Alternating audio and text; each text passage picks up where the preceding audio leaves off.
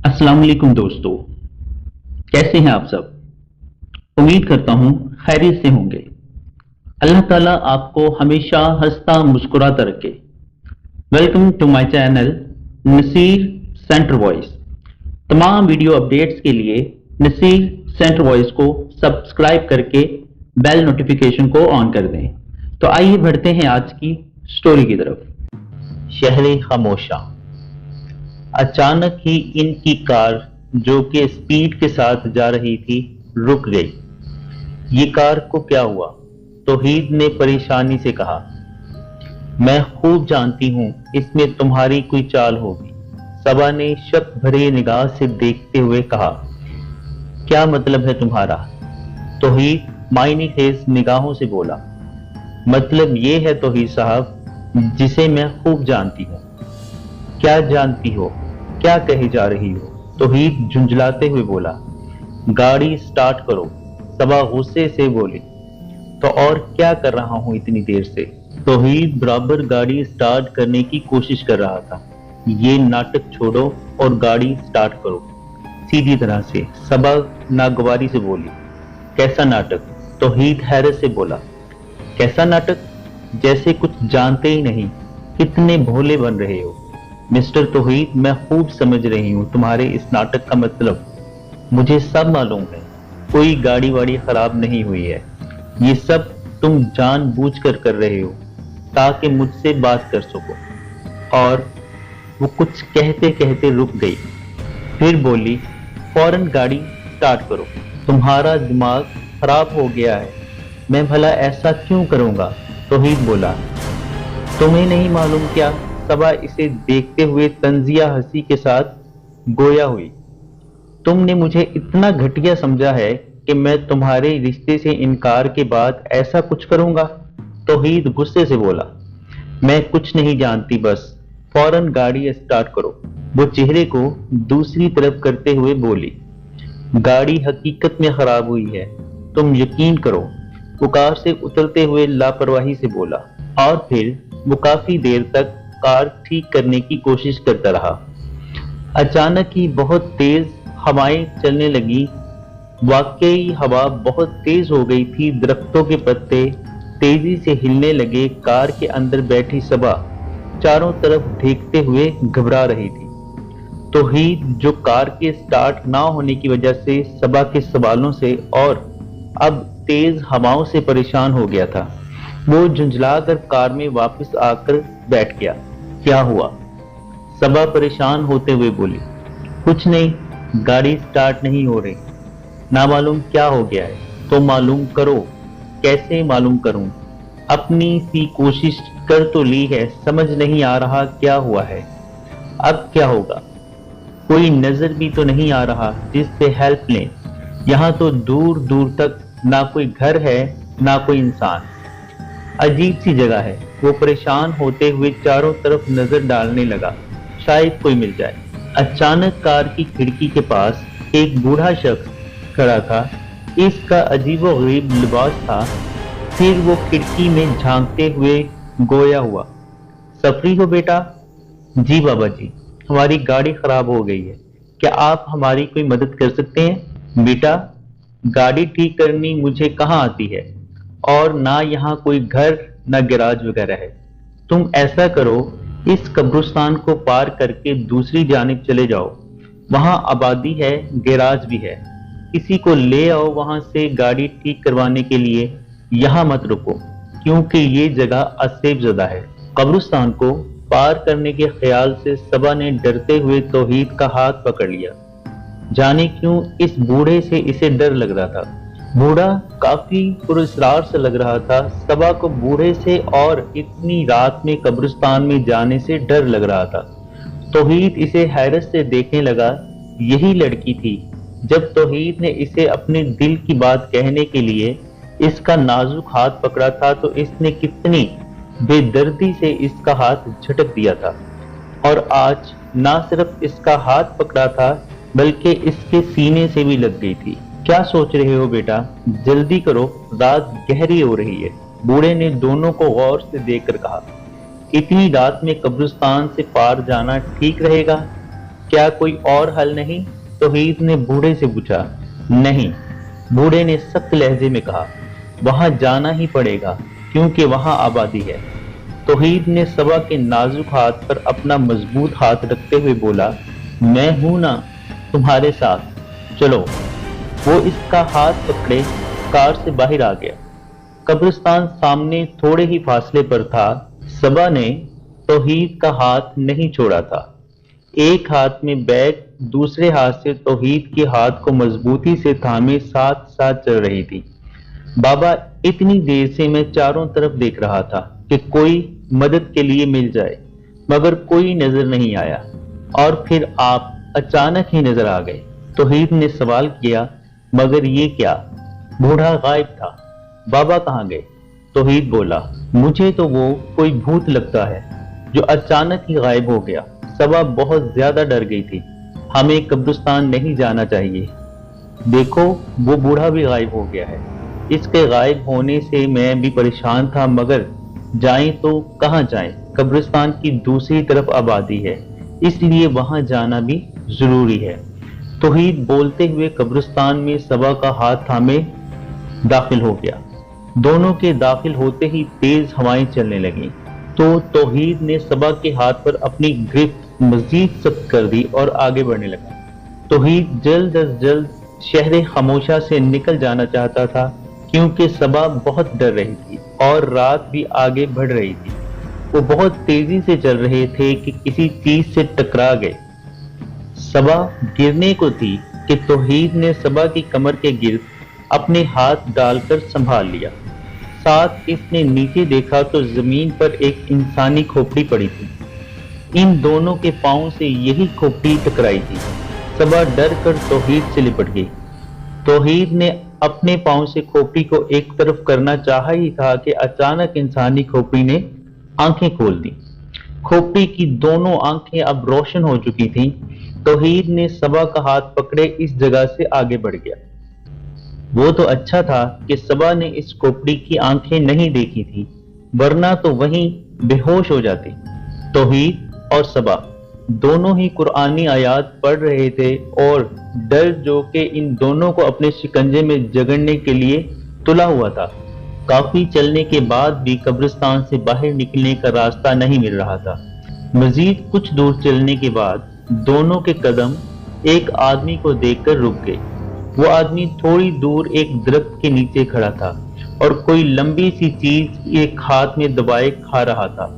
رات بڑھ جانے سے اندھیرا کافی ہو گیا تھا۔ ایک تو رات اور چاروں طرف اندھیرا، دوسرا وہ آدمی کالا سیاہ تھا۔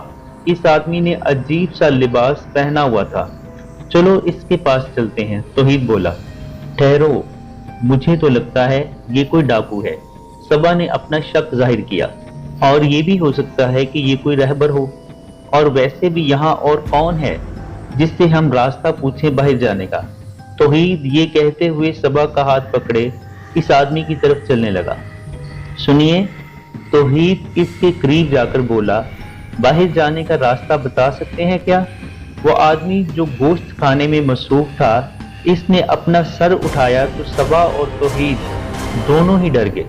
صبا تو توحید سے لپٹ گئی۔ وہ آدمی اپنا ہی ہاتھ کھا رہا تھا۔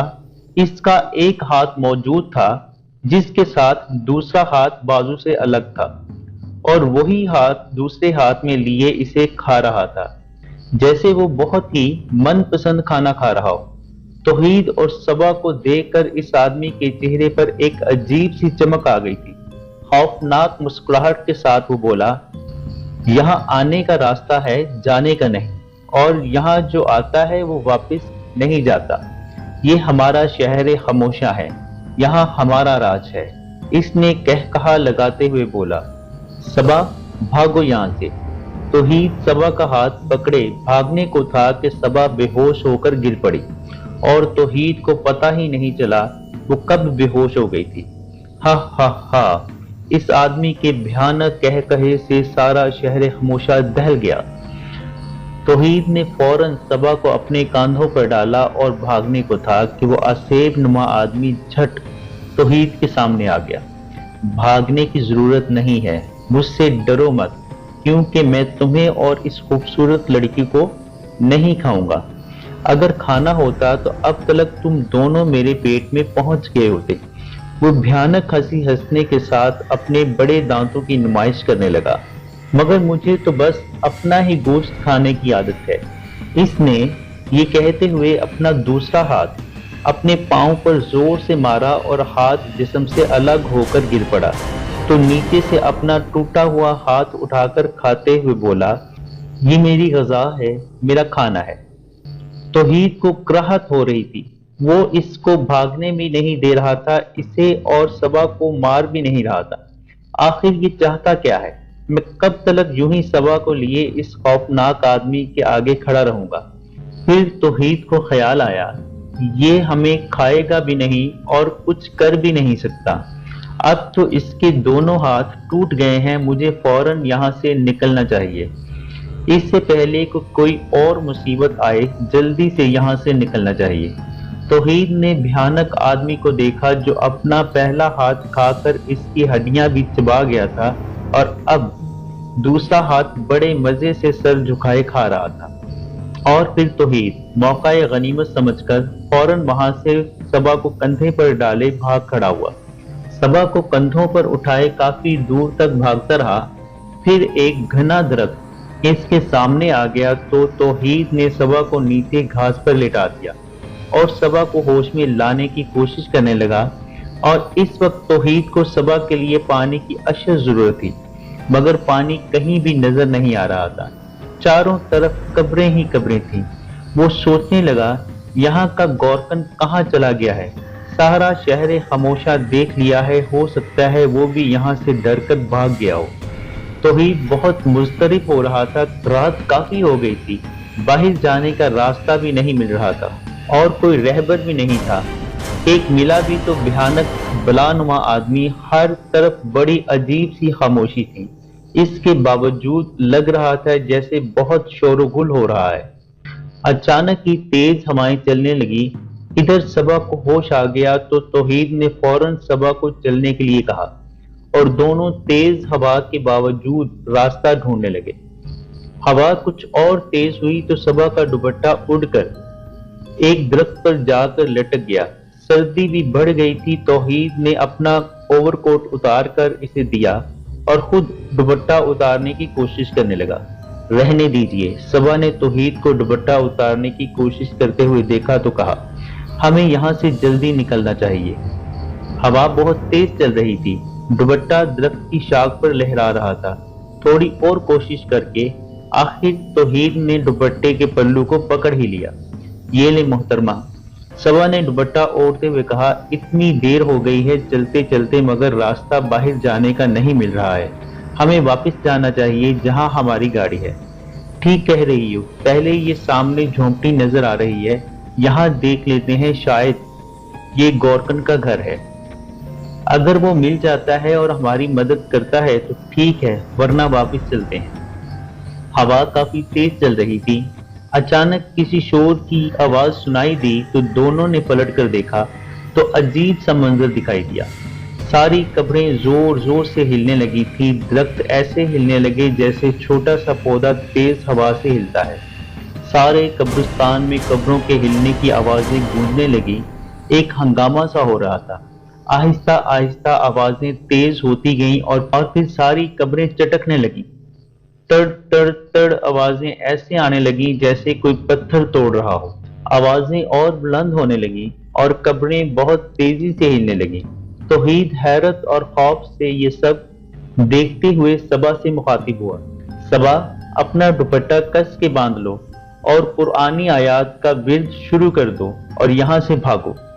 صبا کو تو جیسے سکتہ سا ہو گیا تھا۔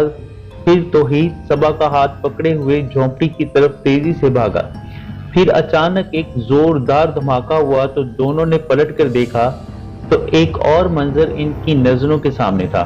صبا بے ہوش ہو کر گر پڑی تو توحید دم بخود ہو کر اسے دیکھنے لگا، جیسے اسے اپنی آنکھوں پر یقین نہ آ رہا ہو۔ ساری قبریں پھٹ گئی تھی اور مردے اپنی اپنی قبروں میں کھڑے تھے۔ اب تو توحید بھی بہت خوفزدہ ہو گیا تھا۔ اب اچھا خاصا اندھیرا ہو گیا تھا، صبح کا 7 اور اب مردوں کا نظر آنا دل دہلا رہا تھا۔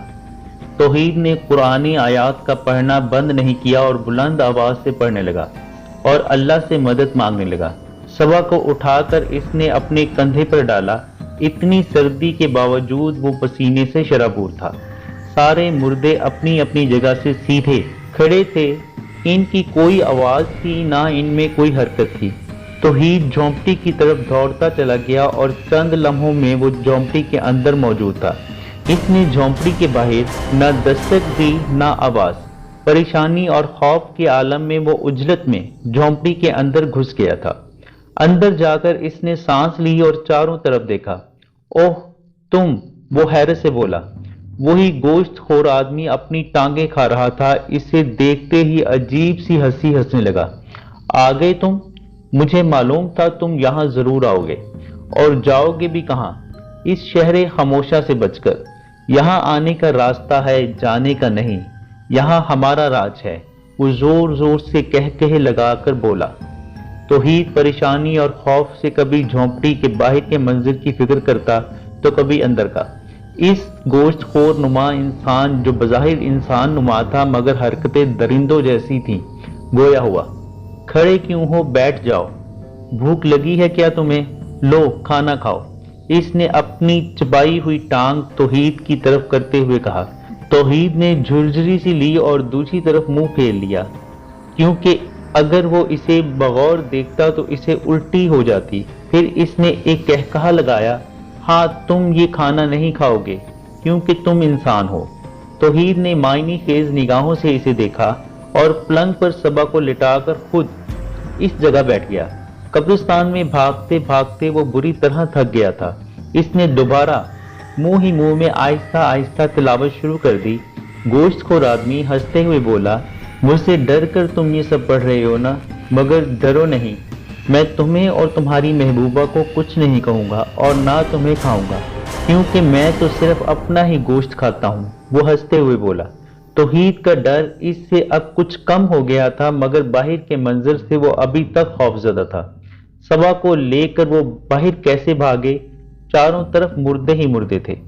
پھر اس نے ڈرتے ہوئے اس گوشت خور آدمی سے پوچھا، باہر سارے مردے اپنی اپنی قبروں سے نکل کر کھڑے ہو گئے ہیں، ایسا کیوں؟ اس شہر خاموشہ کا معمول ہے، اس نے لاپرواہی سے کہا۔ کیا مطلب؟ یہاں یہ روز ہوتا ہے، مگر کیوں؟ وہ اس لیے کہ اس شہر خاموشہ پر ہم سب کا قبضہ ہے۔ یہاں تو اور بھی بہت کچھ ہوتا ہے۔ وہ خوفناک مسکراہٹ کے ساتھ بولتے ہوئے اپنی ٹانگ کی ہڈی چبانے لگا۔ توحید کو پیاس لگ رہی تھی اور صبا کو ہوش میں لانے کے لیے پانی کی ضرورت تھی۔ سامنے مٹی کا مٹکا رکھا ہوا تھا۔ میں پانی پی سکتا ہوں؟ توحید نے پوچھا۔ شوق سے، جتنا پینا ہے پیو، وہ بولا۔ توحید نے مٹکے پر رکھے مٹی کے پیالے کو اٹھایا اور مٹکے سے پانی نکالنے لگا، مگر پھر اس نے گھبرا کر مٹی کے پیالے کو چھوڑ دیا۔ پیالہ زمین پر گر پڑا۔ یہ کیا ہے؟ اس نے خوف سے نیچے گرے خون کی طرف اشارہ کرتے ہوئے کہا۔ پانی کی جگہ خون؟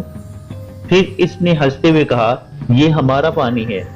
یہاں جو تازہ مردہ آتا ہے میں اس کا خون نکال لیتا ہوں اور اس مٹکے میں رکھ لیتا ہوں۔ اور کوئی مردہ نہیں آتا تب کیا کرتے ہو؟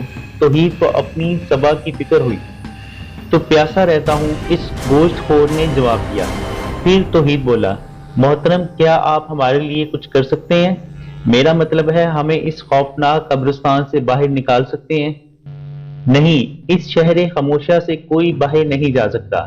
اس نے دوسری ٹانگ زمین پر کس کر ماری تو وہ ٹوٹ کر گر پڑی۔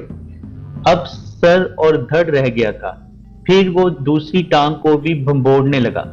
وہ درندہ کھانے میں مصروف تھا اور توحید اسے دیکھتے ہوئے دل ہی دل میں اللہ سے مدد مانگ رہا تھا۔ پروردگار، اس مشکل وقت میں ہماری مدد فرما۔ نہ جانے ہمارے گھر والے ہمارے بارے میں کیا سوچ رہے ہوں گے۔ رشتے سے انکار کے بعد صبا کے گھر والے یہ نہ سمجھیں کہ صبا کے انکار کرنے پر میں نے صبا کو اغوا کر لیا ہے یا بھگا کر لے گیا ہوں۔ ایک بار پھر توحید اچنبے میں پڑ گیا، کیونکہ اس گوشت خور آدمی کے اب دونوں نئے ہاتھ نظر آنے لگے تھے اور ساتھ ہی ساتھ ٹانگیں بھی ثابت نظر آ رہی تھی۔ توحید حیرت اور خوف سے اسے دیکھ رہا تھا۔ کیوں؟ پڑ گئے نا حیرت میں؟ وہ ہنستے ہوئے مٹکے کی جانب بڑھا اور مٹکے سے خون نکال کر پینے لگا کہ اچانک توحید کے ذہن میں ایک عجیب سا خیال آیا۔ پھر توحید گویا ہوا، آپ تو بہت کچھ کر سکتے ہیں، واقعی اس خوفناک شہر خاموشہ پر آپ کا قبضہ ہے۔ ٹھیک کہہ رہے ہو، وہ بولا، ہمارے لیے کچھ کریں، ہمیں کسی طرح یہاں سے نکال باہر کریں، شہر خاموشہ سے جہاں ہماری گاڑی کھڑی ہے۔ توحید کے لہجے میں التجا کی۔ نہیں، میں ایسا نہیں کر سکتا۔ اس نے صاف انکار کیا تو توحید اس کی خوشامد کرتے ہوئے بولا، آپ کی بڑی مہربانی ہوگی، آپ کو آپ کے گوشت کی قسم، اس نئے نکلے دونوں ہاتھ پاؤں کی قسم۔ ہو، یہ کیا کہہ دیا تم نے؟ زندگی میں سب سے زیادہ جو چیز اہم ہے، جو مجھے بے حد عزیز ہے، جس کے بغیر میں نہیں رہ سکتا، اور تم نے اس کی قسم دے دی جو میری غذا ہے، میرا پسندیدہ کھانا ہے، میرا اپنا گوشت، میرا اپنا کھانا، میرے گوشت کی قسم دے دی۔ اب تو مجھے کچھ کرنا ہی پڑے گا۔ اب ان کے لیے غذا کہاں سے لاؤں؟ وہ سوچتے ہوئے بولا، غذا؟ مگر آپ تو اپنا گوشت کھاتے ہیں نا؟ توحید اسے بغور دیکھتے ہوئے بولا۔ وہ ہنستے ہوئے بولا، بے وقوف انسان، میں اپنا گوشت کھاتا ہوں مگر میرے ساتھی تو دوسروں کا گوشت کھاتے ہیں۔ بھیانک آدمی۔ توحید کو پلنگ پر لیٹی بے ہوش صبا کو دیکھتے ہوئے بولا۔ توحید اس کی باتوں سے مزید ڈر گیا۔ یا اللہ، مجھ پر اور صبا پر رحم فرما۔ پھر توحید گویا ہوا، میں نے آپ کو قسم دی ہے، کیا آپ میری دی ہوئی قسم کو توڑ دیں گے؟ توحید کو اپنے اور صبا کے بچنے کی جو امید نظر آئی تھی وہ ڈوبتی ہوئی نظر آئی، تو توحید نے اسے اپنی دی ہوئی قسم یاد دلائی۔ نہیں، بالکل نہیں، میں تمہاری دی ہوئی قسم کو توڑوں گا نہیں، کیونکہ تم نے مجھے میرے ہی گوشت کی، میری غذا کی قسم دی ہے، اس لیے تمہاری مدد ضرور کروں گا۔ میں تو یہ سوچ رہا ہوں کہ اپنے ساتھیوں کو کیسے بہلاؤں، ان سے کیا کہوں، انہیں کیا دوں گا۔ وہ سوچتے ہوئے بولا، خیر جانے دو، کوئی اور شکار آ جائے گا، چلو تمہاری مدد کرتا ہوں۔ وہ ایسے بولا جیسے بہت بڑا احسان کرنے جا رہا ہو، اور اگر دیکھا جائے تو وہ حقیقت میں ان دونوں پر احسان کرنے ہی جا رہا تھا، ان کی زندگی بخش کر۔ پھر توحید جھٹ بولا، ذرا ٹھہریں، میں صبا کو ہوش میں لانے کی کوشش کرتا ہوں، جب تک آپ باہر کا منظر، میرا مطلب ہے ان مردوں کو ہمارے راستے سے ہٹا دیں۔ توحید نے ڈرتے ہوئے کہا، اس کی فکر نہیں کرو تم، وہ سب اپنی اپنی قبروں میں اب تک جا چکے ہوں گے، اور ہٹو تم اس کے سامنے سے۔ گوشت خور نے توحید کو صبا کے سامنے سے ہٹنے کا کہا۔ کیوں؟ توحید حیرت سے بولا۔ صبا کو ہوش میں لانے کے لیے اس گوشت خور نے یہ کہتے ہی صبا کی طرف اشارہ کیا، اور ساتھ شاید کچھ پڑھا بھی تھا، اور پھر اس نے صبا کے چہرے پر پھونک ماری تو صبا نے آنکھیں کھول دی۔ سامنے اس گوشت خور کو دیکھ کر خوف سے اٹھ بیٹھی اور جھٹ پلنگ سے اتر کر توحید سے لپٹ گئی، تو توحید نے بھی اسے اپنے مضبوط باہوں کی گرفت میں فوراً لے لیا۔ اب چلو بھی، یہاں ابھی کچھ اور باقی ہے، گوشت خور نے خوفناک ہنسی ہنستے ہوئے کہا۔ نہیں نہیں، چلیے، ہم چلنے کو تیار ہیں، توحید نے کہا۔ میرا ہاتھ پکڑ لو اور آنکھیں بند کر لو۔ اس نے اپنا کالا، لمبا، بڑے بڑے بالوں سے بھرا ہاتھ توحید کے آگے کیا، اور تم لڑکی، میرا دوسرا ہاتھ پکڑ لو۔ تو صبا خوف سے توحید کی طرف دیکھتے ہوئے گردن کے اشارے سے نہیں کرنے لگی۔ تو گوشت خور بولا، تم انسان بڑے ہی عجیب ہو، ایک بات مان لو تو ساری بات منواتے ہو۔ ارے بابا، میں تمہیں کھاؤں گا نہیں، ہاتھ پکڑو، وہ جھنجھلا کر بولا۔ توحید نے فوراً صبا کو اشارہ کرتے ہوئے کہا، صبا، یہ ہمیں ہماری گاڑی تک باہر پہنچا رہے ہیں، ان کا ہاتھ پکڑ لو، دیر نہیں کرو، جلدی سے ہاتھ پکڑ لو، ورنہ اس کے سوا اور کوئی چارہ نہیں ہے۔ دیکھو، انہوں نے ہمیں ابھی تک کچھ نہیں کہا۔ توحید صبا کو تسلی دیتے ہوئے بولا۔ صبا نے ڈرتے ہوئے گوشت خور کے ہاتھ کو پکڑتے ہوئے بولی، ہماری گاڑی تو خراب پڑی ہے۔ تو پھر صبا توحید پر نظریں گاڑے ہوئے تھے، وہ بھی ٹھیک ہو جائے گی، اب دونوں آنکھیں بند کرو، اور جب تک میں نہ کہوں آنکھیں مت کھولنا اور نہ ہی بات کرنا۔ دونوں نے آنکھیں بند کر لیں تو انہیں ہلکا سا جھٹکا لگا اور محسوس ہوا کہ وہ ہوا میں معلق ہوں۔ پھر تھوڑی دیر بعد گوشت خور کی آواز آئی، آنکھیں کھول دو۔ تو دونوں نے آنکھیں کھولنی تو وہ حیران رہ گئے، کیونکہ گوشت خور اور وہ دونوں اب اپنی کار کے پاس کھڑے تھے۔ اب تم دونوں بے خوف و خطر اپنی گاڑی میں بیٹھ جاؤ اور جتنی جلدی ہو سکے اس علاقے سے باہر نکل جاؤ، گوشت خور نے کہا۔ دونوں کار میں بیٹھتے ہوئے گوشت خور کو احسان مند نظروں سے دیکھنے لگے تو گوشت خور نے مسکراتے ہوئے ان دونوں کو دیکھا اور ہاتھ کا اشارہ کیا کہ اب چلے جاؤ، اور اچانک ہوا میں تحلیل ہو کر غائب ہو گیا۔ توحید نے کار سٹارٹ کی تو دونوں حیرانی سے ایک دوسرے کو دیکھنے لگے۔ گاڑی سٹارٹ ہو گئی تھی۔ توحید اور صبا دونوں چچا زاد کزن تھے۔ توحید صبا کو پسند کرتا تھا اور جانے کب یہ پسند محبت میں بدل گئی تھی۔ توحید نے اپنا رشتہ بھی بھیجا، مگر صبا نے اپنے والدین سے صاف کہہ دیا تھا کہ توحید کو میں پسند نہیں کرتی، اور جب پسند نہیں کرتی تو شادی کا سوال ہی پیدا نہیں ہوتا۔ ادھر توحید کو اپنا رشتہ ٹھکرائے جانے سے اسے اپنی بے عزتی محسوس ہوئی تو اس نے دل پر جبر کرتے ہوئے انسلٹ کا بدلہ ایسا لیا کہ اس نے صبا سے قطع کلامی کر لی۔ اس شام کو توحید کے گھر دعوت تھی، تمام رشتہ دار آئے تھے، صبا کی فیملی بھی آئی تھی۔ توحید کے والد وحید علی جو صبا کو بہت پسند کرتے تھے، ان کی یہ خواہش تھی کہ صبا ان کے گھر کی بہو بنے۔ رشتے سے انکار کے بعد وہ افسردہ تھے۔ سب مہمان چلے گئے اور پھر انہوں نے بہت ضد کر کے صبا کو روک لیا تھا، اور پھر صبح کے وقت صبا کو اس کے گھر چھوڑنے کے لیے انہوں نے توحید سے کہا تو توحید نہ چاہتے ہوئے بھی والد کی بات رکھ لی اور پھر صبا کو اس کے گھر چھوڑنے جا رہا تھا۔